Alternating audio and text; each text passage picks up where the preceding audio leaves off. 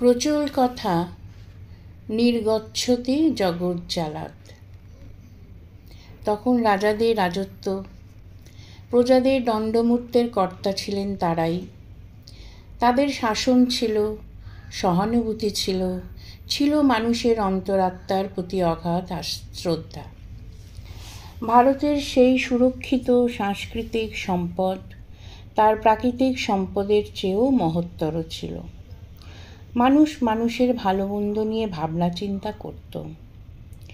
রাজা প্রজার দোষ ক্ষমা করতেন, সংশোধনের সুযোগ দিতেন। তেমনই এক রাজার কথা। তার রাজ্যে প্রজারা ছিল সন্তানের মতো। অথচ সেই শান্তিপূর্ণ রাজ্যে শুরু হলো এক অভিনব চোরের উৎপাত। বাপমাহারা ছেলে কেশরী ওই চোরের বৃত্তিই রপ্ত করে হয়েছিল চৌরোত্তম। প্রতিদিনই সে গৃহস্থের বাড়িতে চুরি করত। প্রথম প্রথম ঘটি বাটি, পরে পরে ধনসম্পদ, গয়নাগাটি। ক্রমেই তার সাহস বাড়ছিল। একদিন স্থির করল রাজভাণ্ডার লুট করবে। গুপ্তচর লাগিয়েছিলেন নবীন বুদ্ধিমান রাজা। নিজেই ছদ্মবেশে লোকজন নিয়ে অপেক্ষা করছিলেন কেশরীর। কেশরী অতি সাবধানী। শীত কাটার সময় কেমন করে টের পেয়ে গেল সব, কিন্তু পালানোর আগেই রাজা তাকে ধরে ফেললেন। প্রচণ্ড শক্তি চোরের, কিন্তু রাজশক্তির কাছে সে হার মানল। মাথা হেঁট করে দাঁড়িয়ে রইল। রাজা চোরকে ভালো করে নিরীক্ষণ করলেন। কি সুঠাম সুন্দর চেহারা যুবকটির, মাথা ভর্তি কালো চুল। অযত্নে অনাহারে চুরি করে দিন চালিয়েও চোখের দীপ্তি অম্লান উজ্জ্বল। অযত্নে অনাহারে চুরি করে দিন চালিয়েও চোখের দীপ্তি অম্লান উজ্জ্বল। রাজার মনে যুবকটিকে দেখে মায়া জাগল। আহা, সুপথে চললে কত না উন্নতি করত।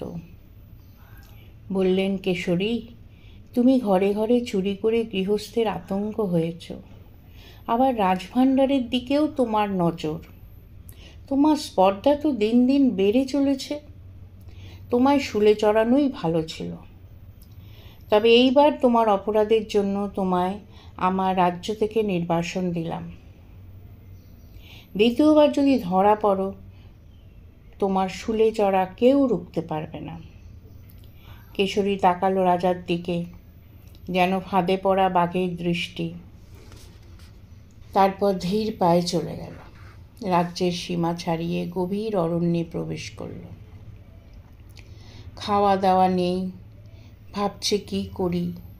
চুরি বৃত্তিটাও তাহলে বন্ধ হতে চলল। একটা পুকুর দেখে এগিয়ে জল খেতে গেল সে। স্বচ্ছ জল টলটল করছে। সূর্য পাটে গেছে, অন্ধকার তখনও নামেনি। অস্তরবির রাঙা কিরণ গাছের মাথায়। হঠাৎ কেশরী দেখে শূন্যপথে কে একজন ওই পুকুরের দিকেই আসছে। সে আড়ালে গিয়ে লুকিয়ে দেখতে লাগলো। একজন পুরুষ ওপর থেকে নেমে তার খড়ম জোড়া খুলে স্নান করতে নামল। ব্যাস, আর কেশরীকে পায় কে? সে ওই খড়ম পায়ে গড়াতেই সেটি শূন্যপথে কেশরীকে নিয়ে উঠতে লাগলো। পুরুষটি এই ঘটনায় হতবুদ্ধি হয়ে আর্তনাদ করে উঠল, ওটা আমার খড়ম। আকাশ থেকে কেশরী উত্তর দিল, এতদিন তোমার ছিল, এখন আমার। দেখতে দেখতে কেশরী অদৃশ্য হয়ে গেল। এবার কেশরীকে পায় কে?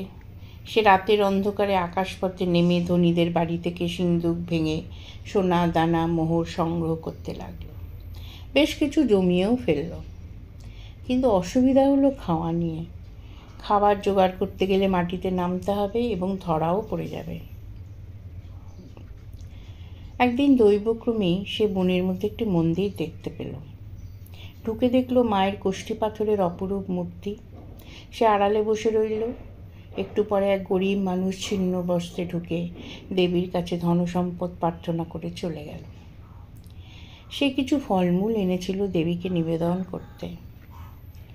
কেশরী ধীরে ধীরে হাত বাড়িয়ে ফলগুলো নিয়ে দেবীকে কৃতজ্ঞতা জানালো। আহ, একটু খেতে পাওয়া গেল। মণিমুক্ত দিয়ে তো পেট ভরানো যায় না। তার মনে ওই দরিদ্র মানুষটির জন্য অনুকম্পা জাগল। কয়েকটি মণিমুক্ত থালার ওপর রেখে দিয়ে নিজে গাছের ডেরায় চলে গেল। পরদিন দরিদ্র লোকটি মণিমুক্ত দেখে অবাক। সে ভাবল দেবী তাকে কৃপা করেছেন। আনন্দে সেগুলো নিয়ে ফলমূল দেবীকে নিবেদন করে সে চলে গেল। এরপর প্রতিদিনই সে রত্ন পেত এবং দেবীর জন্য রান্না করে নিবেদন করত সুখাদ্য। পরের দিন এসে দেখত দেবী গ্রহণ করেছেন, কারণ পাত্র শূন্য। কেশরী দেবীকে দেখিয়ে বসে বসে আহার করত সব, কিন্তু মাঝে মাঝে তার মনটা উদাস হয়ে যেত নিজের বিচিত্র জীবনের কথা চিন্তা করে। মনে হতো চোরের মতো দুর্ভাগা কেউ নেই। একটু শান্তিতে খাবে, ঘুমাবে, সে পথও বন্ধ।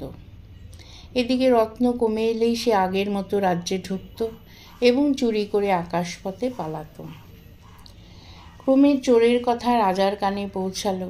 তিনি চিন্তা করতে লাগলেন, কিশোরীকে তো নির্বাসন দিয়েছি, আরেকটি নতুন চোর এলো কোথা থেকে? তিনি কোতোয়ালকে ডেকে বললেন, দেখো, চোরের উৎপাত আবার শুরু হয়েছে। কোতোয়াল বলল, হ্যাঁ মহারাজ, কিন্তু আমি নিজে তাকে ধরতে গেলে সে শূন্যে উড়ে পালালো। রাজা তো শুনে অবাক। বললেন, আকাশে ওরা চোরকে তো ধরা সহজ নয়, তবু আমরা চেষ্টা করব। সে কোথায় থাকে, কোথায় খায়, এসব গোপনে খোঁজ নিয়ে জানতে হবে। এদিকে দেবীর প্রসাদে কেশরীর অন্তরে ক্রমে ক্রমে নির্বেদ আসছে। চোরের জীবন ও বৃত্তি থেকে মনে মনে সে মুক্তি চাইছে। তাকে ধরবার জন্য রাজ্যের রাজা ব্যতিব্যস্ত হয়েছেন সে কথা তার জানা নেই। চোরকে খুঁজতে খুঁজতে একদিন গভীর অরণ্যে রাজা ধুনোর গন্ধ পেলেন। এগিয়ে গিয়ে দেখলেন একটি দেবী মন্দির। একজন ব্যক্তি দেবীর সামনে ভোগ রেখে হাত জোর করে বসে আছে, পরে ধীরে ধীরে উঠে যাচ্ছে। তুমি কি এখানে রোজই আসো? লোকটিকে বললেন। লোকটি বলে, হ্যাঁ, ওই আহার রেখে চলে যায়, দেবী ভোগ গ্রহণ করেন, ওর কৃপাতেই আমার দারিদ্র্য ঘুচেছে। রোজ একটি দুটি রত্ন দেবী আমার জন্য রেখে দেন এই সামনের থালায়। রাজা বুদ্ধিমান, মুহূর্তেই বুঝে নিলেন চোর এখানেই আসবে। তিনি মন্দিরে লুকিয়ে রইলেন। দুপুর হলে একটি লোক ধীর পায়ে এসে ঢুকল। দেবীকে প্রণাম জানিয়ে ওই খাবার নিয়ে খেতে বসল। রাজা নিঃশব্দে দেখতে লাগলেন। সে খাওয়ার পর সামনে থালায় দুটি স্বর্ণ মুদ্রা মুক্ত রাখল। বেরোতে যাবে, সামনে রাজা এসে দৌড় আটকে দাঁড়ালেন। মুখোমুখি দাঁড়িয়ে রাজা দেখলেন এ সেই পুরনো চোর কেশরী। চেহারায় আরও চমক হয়েছে, তবে কাপড় চোপড় ছিন্ন, পুরনো। কেশরী ভূত দেখার মতো রাজাকে দেখে চমকে উঠেছে। এবার আর নিস্তার নেই। রাজামশাই নির্ঘাত তাকে শুলে চড়াবেন। খড়মটা পড়ারও সময় নেই। সে হঠাৎ প্রাণপণে ছুটতে আরম্ভ করল। রাজা তার লোকজনদের ডেকে পিছু নিলেন। কেশরী সিংহের মতোই ছুটছে। তার মনে একটি চিন্তা, শুধু শুল থেকে নয়, কেমন করে সে এই জগৎ জাল থেকেই মুক্তি পাবে, পাবে শান্তির সন্ধান।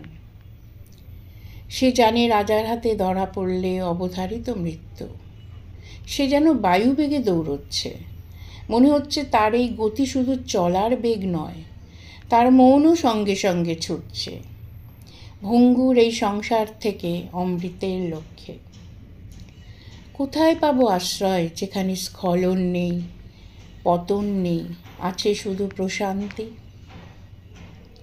হঠাৎ চিত্রপট বদলে যায়। নিবিড় অরণ্যের মধ্যে কেশরী দেখে এক আলোর বৃত্তের মধ্যে ধ্যানমগ্ন রয়েছেন এক পুরুষ। তার চোখ মুদ্রিত, মুণ্ডিত মস্তক, স্থির সৌম্য মূর্তি, তার অঙ্গ প্রভাই ওই আলোর বৃত্ত রচনা করেছে। পরম দুঃসাহসে সে ওই আলোর বৃত্তের মধ্যে পা রাখল। কি যেন ঘটে গেল মুহূর্তে।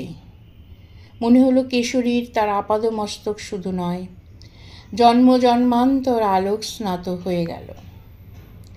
শান্তির সাগরে যেন তার অশান্ত মন ডুবে গেল কোনো পার্থিব প্রাপ্তির আনন্দে।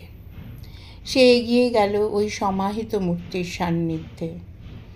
ওই পবিত্র আবেষ্টনের মধ্যে আত্মহারা হয়ে সে ওই মূর্তির পাশেই ধ্যানমুদ্রায় বসে চোখ বন্ধ করল। তার ইন্দ্রিয়, মন, বুদ্ধি যেন কোনো জাদুস্পর্শে শান্ত, নির্ভার হলো। পরম প্রশান্তি অন্তরকে ছেয়ে অমর্ত্য করুণার বর্ষণ করতে লাগল। দূর থেকে লোকজন নিয়ে খুঁজতে খুঁজতে রাজা সেখানে পৌঁছে থমকে গেলেন। পাত্রমিত্রেরা বলছে, মহারাজ, ওই যে চোরটা সাধু সেজে সাধুর পাশে বসে আছে। জ্যোতির্বলয়ে ঘেরা দিব্য জ্যোতির মূর্তি দেখে রাজা সম্ভ্রমে নত হলেন। পাশের মূর্তিটির দিকে তাকিয়ে দেখলেন কেশরী হলো। এ তো কেশরীর চোখ দুটি, মুখ নয়। কি অপার্থিব প্রশান্তির আভা তার মুখের চারিদিকে। এ কি সৎসঙ্গের অমোঘ প্রভাবে রূপান্তরিত এক নতুন মুখ। রাজা তার লোক লস্করদের বললেন, ফিরে চলো, ও চিরকালের মতো এই নশ্বর জগতের মায়া কাটিয়ে নির্বাণের পথে লীন হতে চলেছে। ও জগজ্জাল ছিন্ন করা কেশরী প্রশান্তির মহাসমুদ্রে ভেসে চলেছে তার মুক্ত সত্তা। এবার ওই ঋষির অধ্যাত্ম সম্পদ চুরি করেছে, তাই শান্ত, নির্ভীক, প্রশান্ত ও ভয়হীন। স্তব্ধ বনভূমিতে তখন সূর্যের আলো নিভে আসছে। মৌন ঋষির পাশে কেশরীকে প্রণাম করলেন রাজা।